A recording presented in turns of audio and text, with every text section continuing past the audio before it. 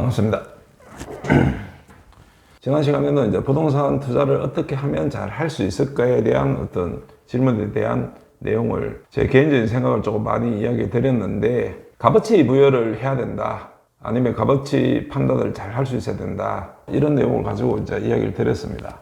자, 그러면 값어치 판단을 어떻게 할 수 있느냐, 아니면 값어치 부여를 어떻게 해야지만 잘 할 수 있느냐. 도심 같은 경우, 대도시 같은 경우는 어느 정도 상권이라든지 결국은 금전적인 부분에 수익률이 얼만큼 나오느냐에 대한 어떤 판단들, 그리고 안정적인 수익이 나올 수 있는 모델들, 대부분 많이 사용하는 이제 건물 같은 경우에는 병원 들어가 있고 약국 들어가 있고 이러면 굉장히 선호를 하시죠.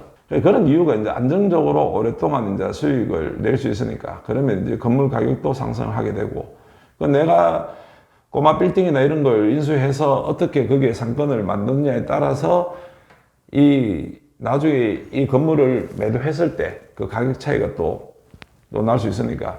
도심은 이제 값어치가 어느 정도 부여가 되어 있어요. 인구수나 그 동네의 어떤 질이나 어떤 이런 내용들에 따라서 값어치가 어느 정도 부여되어 있기 때문에 상권 분석을 잘 해야 되겠죠.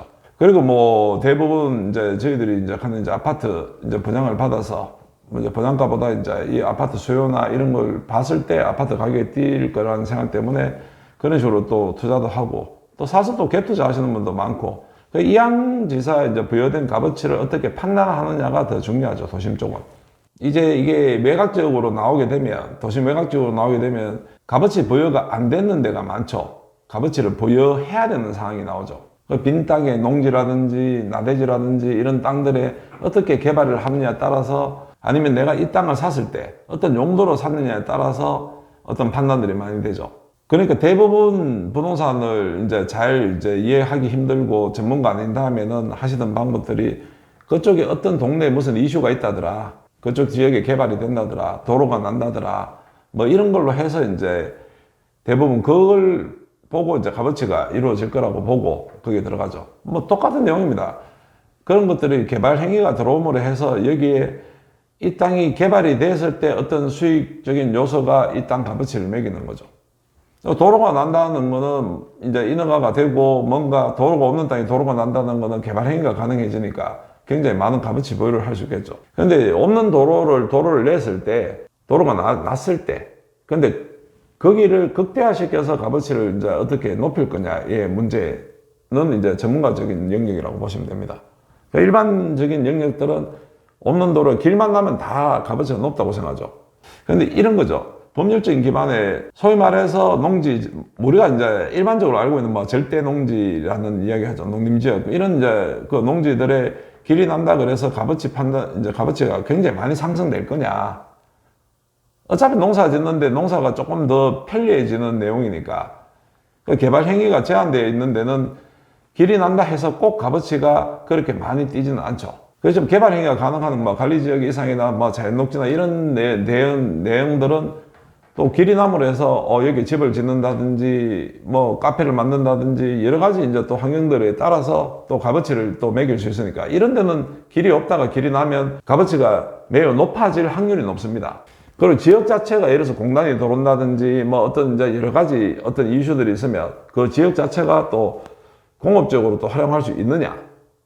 공단이 들어온다 그래서 농림지역에 갑자기 공장을 만들 수 있는 것도 아니고, 그런 어떤 법률적인 기준을 이제 보고 기초적인 내용이 잡힌 데서 이 공단이 들어왔을 때 이게 거기에 부수적인 어떤 효과를 보아서 이 값어치가 개발 행위를 했을 때 값어치가 이만큼 될 수 있겠다 했을 때 이제 가격이 매겨지는데, 이제 이런 부분들을 이야기 드리면 이제 좀 어렵죠. 어려운데 상식적인 판단을 이제 하셔야 되는데, 실제로 저희들도 법률적으로 이제 진행을 할 때 꼭 이 부분에 대해서 관할 행정처에다가 물어봅니다. 이게 이런 이제 인허가가 날 수 있는지. 법률적으로 날 수 있어도 또 조례에 의해서 또 안 나는 경우도 있고 이렇기 때문에. 그래서 확인해보고 저희들이 이런 이제 개발을 할 수 있다. 그러면 빈 땅인 채로도 매도를 했을 때, 이런 개발이 가능한 땅입니다 했을 때 이 값어치가 매겨지는 거죠. 자, 이런 부분들은 너무 어렵게 이제 생각하시면, 많은 사람들이 이제 개발 사업을 하고 하지만 또 많은 사람들이 또 개발 사업하다 또 실수도 많이 하시는데, 첫 번째 근거가 이제 법률적인 근거입니다. 항상 법률적인 근거에 이게 개발이 어디까지 범위가 될 수 있느냐를 확인을 하셔야 돼요. 자, 이 개발이 되지도 않는 땅에 옆에 뭐가 들어왔도 뭐 길이 나든 뭐 환경이 어떻든 그러면 이 법률적인 테두리 안에서 내가 뭘 할 수 있을지를 알아야 됩니다. 자, 그러면 전문가들한테 물으면 되겠죠. 전문가가 공인중개사가 전문가가 아닙니다.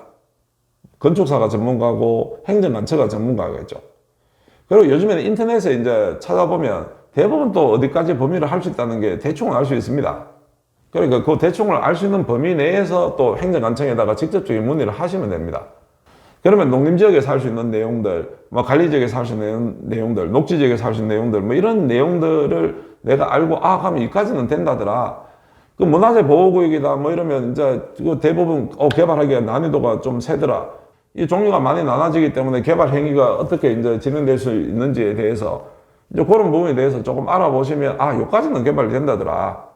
뭐 이런 걸 가지고 이제 또 진행을 하게 되죠. 그래, 법률적인 근거. 내가 이런 개발을 하기 전에 어디까지 할 수 있는지를 보고 첫 번째 이제 판단을 해야 됩니다. 자, 두 번째. 그러니까 법률적인 근거가 나와가지고 내가 예를 들어서 주택을 짓겠다. 아니면 여기는 주변 환경으로 봤을 때 공단이 옆에 붙어 있으니까 여기 창고를 지어야 되겠다. 아니면 농지가 많고 한데 앞에 뷰가 너무 좋고 이쁘고 해서 여기에 뭐 농막을 만들든지 뭐 세컨하우스를 해야 되겠다. 그 어떤 걸 했을 때 어떤 걸 했을 때 이게 제일 좋은 값어치를 매길 수 있을까에 대한 판단을 해야 됩니다. 자, 이제 그 부분은 사실은 이런 부분에 판매를 하고 영업적인 이제 소양을 가지신 분들이 좀 유리하겠죠. 이 법률적인 테두리 안에서 내가 어떤 걸 개발했을 때 이게 최저가 될 수 있겠다. 자, 이 부분에서 내가 개발을 안 하더라도 그 땅을 사게 됐을 때, 자, 이런 행정적인 부분이나 이런 법률적인 테두리 안에서 내가 뭘 할 수 있을지, 다음 판매하는 사람한테 이거는 이렇게 했을 때 이런 내용이 굉장히 이 땅 값어치가 있습니다 했을 때 이 땅이 내가 투자 대상이 될 수 있다는 거죠. 자, 농지인데 저희들이 지금 요즘에 이제 농막이라든지 뭐 여러 가지 이제 소상 개발들을 하고 있는데 첫 번째 이제 어떤 기준점이 있어요. 농막이나 이런 것들은 이제 길이 없어도 농막이 이제 가능한 부분이 있다. 그래서 농지면 된다. 그리고 뭐 이런 뭐 여러 가지 이제 행정적인 기준에서 이제 좁혀서 보는데 이제 제일 중요한 게 농사도 지어야 되겠지만 사실 농사를 전문적으로 귀농을 한다든지 기촌을 한다든지 이런 분들 외에 어떤 도시농업 내지는 뭐 세컨하우스 정도의 개념으로 사실 농막을 세컨하우스로 이제 활용을 하면 이제 불법이지만 실제 농사 짓다 보면 거기서 하룻밤 머물 수도 있고 뭐 이런 내용들이 되니까 그러면 자연환경이 굉장히 중요하겠죠. 앞에 뭐 주위에 나무가 많고 앞에 전망이 탁 트여 있고 뭐 바닷가가 보이고 뭐 이러면 굉장히 좋은 입지겠죠. 그래 주변 환경이 이제 법률적인 내용이 되고 주변 환경이 받쳐주고 세 번째 그리고 내가 접근하기 편해야 되겠죠. 그리고 혹시나 이걸 해서 농막으로 사용하다가 나중에 매도를 할 생각을 한다든지 아니면 이 땅 자체가 농막으로 값어치가 있어서 사서 나중에 매도를 하려고 하면 나오는 게 접근성이겠죠. 그 대부분 이제 제가 저번 영상에도 밝혔지만 IC 기준에서 차로 10분 내에 있는 땅들을 저희들은 선호를 합니다. 그래야지 차에서 IC에서 내려서 차 타고 10분 거리 같으면 사실 지방에서는 굉장히 좀 넓이가 큽니다. 서울 대도심 아니면 10분 같으면 얼마 못 가지만 여기는 뭐 차가 많이 밀리고 이런 이제 주변 도시들은 그렇기 때문에 10분 안쪽에 있으면 접근성이 편하니까 야, 그러면 자, 행정적으로 문제가 없어야 되고 법률적으로 두 번째 자연환경이 되고 세 번째 접근성이 돼야 된다는 거겠죠. 자, 요까지는 제가 농막 기준으로 이제 이야기를 드렸는데 요까지는 뭐 이해가 되고 조금 이제 살펴보면 되는데 나머지가 이제 어떤 부분이냐 그러면 자, 제일 좋은 땅이 어떤 땅이냐고 제가 말씀을 예전에 드렸는데 시세보다 산 땅이 제일 좋은 땅입니다. 그 평균 시세보다 내가 20%, 30%, 40% 사게 산다면 나중에 평균 시세보다 조금 못하게 팔아도 수익을 보장을 받을 수 있으니까 그래서 저희들이 이런 논리들을 가지고 이야기하면 평균 시세라는 게 있는데 이 평균 시세는 요즘에는 실거래가 신고를 많이 하기 때문에 그전 사람들이 어떻게 샀는지에 대해 이제 내용을 알 수도 있고 두 번째 오랫동안 이제 실거래가 신고가 안 돼 전 이제 내용 같으면 요즘에는 뭐 여러 이제 앱이나 이런 걸 통해서 그 주변에 이제 어떤 거래를 했는 걸 이제 바로 이제 일반 소비자들도 이제 몇 년도에 요 땅이 이제 어떻게 거래가 됐더라. 그리고 여기 이제 그런 정도의 이제 기초적인 이제 상식을 얻을 수 있고, 그리고 그 주변에 있는 이제 가장 가까이 있는 어떤 주변에 있는 부동산들이 한 군데가 아니고 한 두세 군데 문의를 해보시면 그러면 대충 평균가가 나옵니다. 그 대충 평균가가 나온다는 건 정확하게 이거는 휴대폰이나 이런 것처럼 공산품처럼 가격이 딱 정해지지 않았어요. 않았기 때문에 대충적인 금액이 나온다는 거예요. 땅은 같이 옆에 붙어 있는데 이 땅은 모양이 반듯하고 정사각형이고 전면도 넓고 뭐 이쪽은 조금 삐뚤하게 삼각형이고 이러면 같이 옆에 붙어 있어도 값어치는 이 반듯한 땅이 값어치가 더 높을 수밖에 없습니다. 같이 붙어 있어도 도로가 어떻게 몰려 있느냐에 따라서 또 상황이 틀립니다. 그러니까 이런 부분들은 주변의 시세, 그러니까 이런 땅 모양도 좀 잘 살펴봐야 됩니다. 개발했을 때 내가 이 건물을 앉혔을 때 농막 같은 경우에는 땅 모양이 꼭 직사각형이든 정사각형이든 이렇지 않아도 돼요. 거기에 주변 환경이 더 많이 차지한다는 거죠. 그 주변 환경, 농막은 제가 중요 순서대로 이야기를 드리는 겁니다. 그러니까 법률적인 내용, 환경, 그리고 접근성, 그리고 거기에 맞는 어떤 적당한 시세죠. 자, 이랬을 때 이제 요런 이제 기준들을 이제 살펴보고 그 기준에 합당하다. 그 지금 저번 시간에 저희들이 이제 그 여기 최고군에 이제 개발을 하는 이제 되는 옆에 저수지가 있고 뒤에 소나무 숲이 우거져 있고 앞에 전면이 확 트여져 있고 그리고 최적의 이제 환경을 이제 입지를 가지고 있고 IC에서 한 5분 정도 거리밖에 되지 않았기 때문에 그리고 시세도 기존 시세보다 조금 싸게 이제 그 매입을 해서 진행을 했기 때문에 그래서 이거는 여기는 요런 용도를 해야 되겠다. 그런데 그 땅 자체가 농지가 아니고 잡종지가 있었기 때문에 잡종지는 소매업으로 개발을 진행을 했고 그리고 나머지 이제 필지가 또 한 필지가 되어 있었는데 그거는 주말 농장으로 개발을 해서 사실 분양이 이제 빨리 이제 끝났었는데 이제 그런 식으로 이제 뒤에 들어오시는 분들도 매입해서 들어와서 나중에 이제 어떤 이제 이게 발전 가능성에 대해서 이제 굉장히 이제 높게 평가를 하기 때문에 이제 굉장히 빨리 이제 매도를 했는데 주위 사람들이 이런 이제 어떤 기준점이 있다는 내용들을 이제 잘 모르시는 이제 분들이 또 그리고 이제 특히 건축을 하시는 분들도 어떻게 그렇게 쉽게 이제 분양을 하느냐라는 문의를 많이 해요. 그런데 제가 개인적으로 이제 부동산이 저희들이 뭐 집에서도 벌써 한 40년째 하고 있고 그리고 부동산에 관련된 학과를 나오고 이러다 보니까 이런 내용들에 대해서 이제 어떤 기준점을 이제 정해두는 거예요. 농막인 같은 경우에 이제 그런 기준점. 만약에 이제 주택을 하는 것 같으면 기반 시설이나 이런 문제들이 있기 때문에 주거지하고 얼마나 떨어져 있느냐. 그러면 이게 토목비용이 얼마나 들어가느냐. 이런 전문적인 영역을 체크리스트를 만들어 놓고 거기에 맞게 다 계산해 봤을 때 돈이 내가 이게 얼마가 들어가고 내가 빈 땅을 팔더라도 나중에 차후에 누가 들어와서 여기에 주택을 짓는다고 생각하면 그럼 과연 이게 했을 때 그 다음에 매도를 했을 때 이 값어치가 있느냐를 보는 거거든요. 보통의 사람들은 이제 땅이 있으면 이제 두 가지 이용으로 나뉩니다. 주변에 이제 대충적인 시세, 땅 모양이나 어떤 값어치에 대한 판단 안 하고 옆에 얼마가 팔렸으니까 대충 얼마에 팔아주세요. 이렇게 나는 경우가 있고. 그 자기 땅이니까 이제 이게 특별한 이제 그 기준 없이 이제 그 동네 제일 비싸게 팔린다는 땅 기준으로 파시는 분도 있고, 그 잘 모르니까 얼마에 팔 수 있습니까? 하고 문의 오시는 분들도 있고. 그 저희들이 그 땅 값어치를 판단했을 때 개발 가능성, 그리고 앞으로 이제 가치 보유가 어떻게 될 거냐에 따라서 이제 이걸 보고 땅을 이제 얼마 정도에 이제 매도를 하시면 됩니다. 매매를 하시면 됩니다. 그 매수를 하시면 됩니다. 그리고 이제 매수했을 때 요거는 이렇게 정도의 이제 개발을 해서 하시는 게 좋을 것 같습니다. 저희들은 그래요. 주택의 임대를 목적으로 개발 사업에 들어와서 지어서 임대를 해서 어떤 자산에 대한 어떤 포트폴리오를 짜시고 싶은 분들한테 저희들은 그런 이야기를 많이 합니다. 주택 임대를 하는 것보다 창고 임대가 훨씬 용이하고 관리하기가 쉽습니다. 뭐 이런 이제 이야기를 드려요. 그러면 창고에 맞는 입지를 찾아야 돼요. 이 창고는 첫 번째가 환경과 환경이지만 접근성이 우선이거든.